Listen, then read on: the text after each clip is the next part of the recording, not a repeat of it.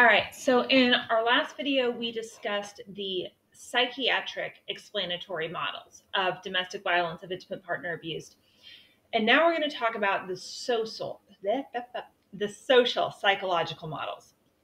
So social psychological models of family violence, again, as a recap of the very first video in this unit, focus on external environmental factors that can be coming in and affecting the family unit in some way. So I'm going to cover three key theories in this unit. Again, like the last one, this is not exhaustive. You could find several others, but these are some of the main ones we tend to talk about that I wanted to clarify a little bit of what your textbook was saying. So we're going to discuss the social learning theory, the exchange theory, and the frustration aggression theory. So the social learning theory, if you have had intro to psych, which I think is a prereq for this class, you should already know what we're talking about with the social learning theory. Okay, the idea behind the social learning theory is that yes, you learn from reinforcements, rewards, and punishments that happen to you directly, but you also learn from reinforcement, rewards, and punishment that you view other people experiencing. So the basis behind the social learning theory is that behaviors that you witness being reinforced, or that maybe have even been reinforced to you, are the behaviors that are most often going to be repeated, that are most often going to be exhibited, right? I did this thing, it went well, I'm going to do it again. Or I did this thing, it did not go well. Or John did this thing and I saw John get punished for doing this thing, so I'm probably not going to do that as much. So behavior that is reinforced, rewarded, is going to be repeated more often, whether that's in yourself or seeing it in other people. So children are going to adopt the behavior that they observe in adults, including aggressive and violent behavior. And the idea is this would work from both the abuser side and the victim side, right? If you grew up seeing domestic violence in your family with the abuser never having any sort of consequence, but often getting what they wanted, unfortunately, that might serve as a reinforcement of that behavior. Likewise, if you grew up seeing a member of your family being victimized and you never saw any harm come to them for that, in terms of, let me reword that, because obviously you saw harm if you saw them victimized, but you also saw some reward come to them of, you know what, my mom stuck this out, but she never suffered some of the difficulties that I saw in some of my friends whose parents were divorced. You know, we always still had our big, nice house. She continued to benefit from dad's paycheck. She had the respect of all of her family and friends that, you know, sometimes her marriage was rough, but she stuck with it, whatever it might be. If you saw some elements that that your child's brain interpreted as a reward for the person tolerating the abuse, that could set you up to therefore be more tolerant if it happens to you. The social learning theory is commonly pulled into theories of the intergenerational transmission of violence. So a lot of times those will go hand in hand. So keep that in mind when you're reading through the intergenerational transmission of violence theory in your textbook. One thing I wanted to point out about the social learning theory is that this does include media exposure.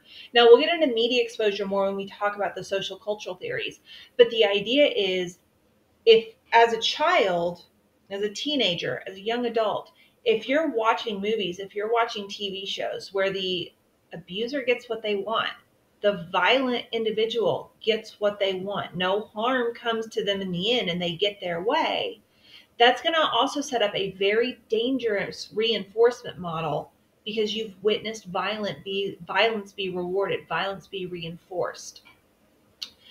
If you're exposed to media where the victim who leaves the relationship commonly experiences punishment, harm, the wife who leaves gets murdered, right? Or you saw in your friends, their mom left and their life was real difficult because then mom had to work 3 jobs and never had any time at home, and they had to stress about, can we afford groceries this week and whatever. It sets up this mentality, and I realize I just pulled in a real world example and I'm talking about media, but if this is what you've seen on television shows or what you've seen in the news or whatever, this again, the media is setting up this example of reinforcement and punishment that you are learning through. And we'll get into the media stuff again more when we talk about social cultural, because that kind of rides this line between both of these sets of theories. So that's a social learning theory, right?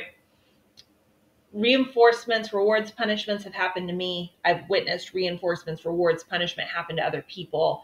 And those reinforcements, rewards, punishments are kind of what's dictating what behaviors am I going to copy, repeat, show.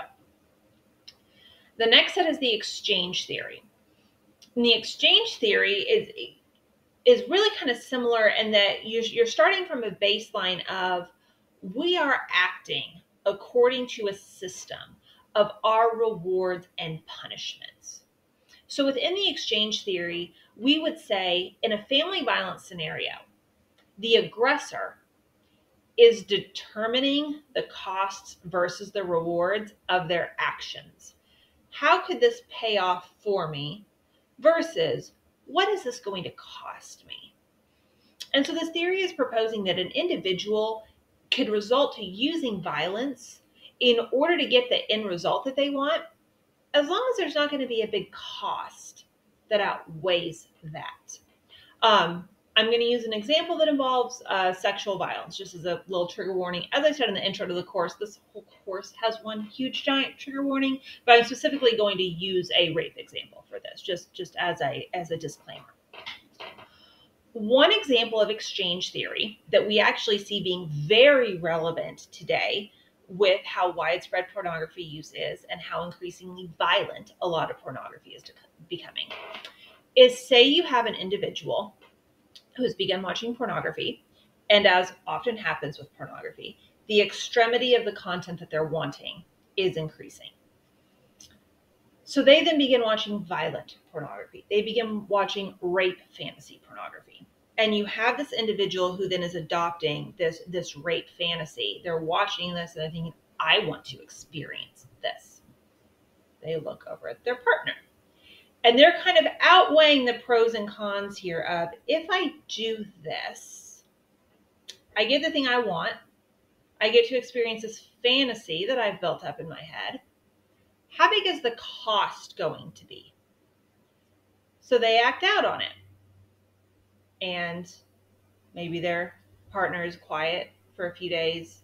Maybe there's some distance. Maybe there's some tension. Maybe they even do leave for a couple days and come back. But in the end, if doing that did not have any huge measurable change on their relationship in a way that they cared about, all right, my wife didn't talk to me for a few days, but that doesn't really even bother me that much, right? What has happened here is they have gotten the end result that they've wanted. They've achieved the goal that they wanted. And there wasn't a cost that went along with it that outweighed it. So what this theory would say is there's a good chance that that behavior is going to be repeated and probably even generalized to some other behaviors, because this weighing of the rewards and punishment of the end goal versus the cost really came out in their favor. Now, please hear me. I'm not saying that as victim blaming to say, well, she would have just left the first time he did it, would have put it into that. That is not at all what I am communicating here. Please understand that. But it's just that this theory would say that there is going to be a lot of mental calculation that goes into, was the consequence of my action small enough that it's worth it for me to do that again? Did I get what I wanted with a small enough harm to myself that I'm going to do this? Now, another element to this is that the lower the risk of intervention within this family unit, the lower the cost of the violence. And this is going to play into things we're going to talk about later with isolation and the dangers of isolation. If this is an individual that feels like no one's going to come and intervene here, I don't have a risk of my partner telling people what happened in a way that someone's going to come in and intervene. I don't think they're going to call the police, where police are going to come in and arrest me and charge me with some sort of assault or abuse. I don't think they're going to tell their parents where, their dad's going to come over here with a shotgun and threaten to kill me if I ever do this again.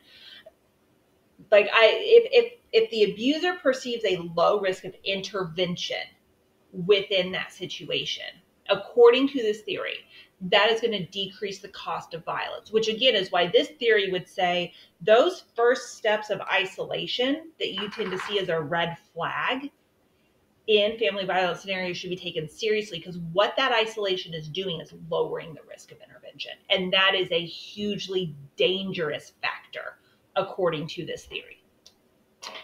The third theory of the social psychological models that I wanted to discuss is the frustration aggression theory. And this is one that people like because it makes a lot of logical sense, right? The idea is human beings, we all have it in our brain that we become frustrated and aggressive. It happens. There is a threshold of frustration that when that is over, it's right. You sit in your car and scream, or you punch something you're not going to hurt, or there's some physical, maybe you take up boxing as a hobby, right? There is some level of my frustration has gotten high enough that I need some sort of like physical outlet because I just feel like this, right? And the idea behind this theory is we all have this mechanism within us that we develop frustration that can lead to aggression when there's an object or a person that's impeding our goals or causing us difficulty. But there is something that happens that this becomes taken out on the family in an aggressive way. This perpetual lack of achieving your goals, this perpetual stacking of frustrations leads towards an aggression that somehow there's a disinhibition, and this becomes taken out on the family. So what proponents of this theory would say is when you have family aggression, it's important to be able to look at the aggressor, look at the abuser, and kind of dig into what are their frustrations that are happening. Because if we can begin to minimize their personal frustrations and dial down this level of aggression and that they're feeling all the time, we can calm this situation down enough that maybe we can actually get some meaningful interventions happening here. A lot of times you see this theory combined with substance use theories because a lot of people believe that explanatory pivot point between a frustrated, angry, aggressive person who goes and does kickboxing and maybe every once in a while punches down on the table during an argument versus a frustrated, angry, aggressive person who hits their family is you get substances involved here, you lower the inhibitions, you mess with the judgment, and that creates that pivot point. So these two theories working together, someone with an anger problem who's also abusing substances, can be a very valuable explanatory combination. But then we still have those questions to dig into of why do some people's frustrations, aggressions, angers turn into family violence, whereas others don't? What are these mediating factors we have going along here? And so a lot of times this is a theory that's a great starting point for trying to explain what might be happening in a family unit where there's violence, but it cannot stand on its own. So the last section we'll do of these in the next video is going to get into the sociocultural theories.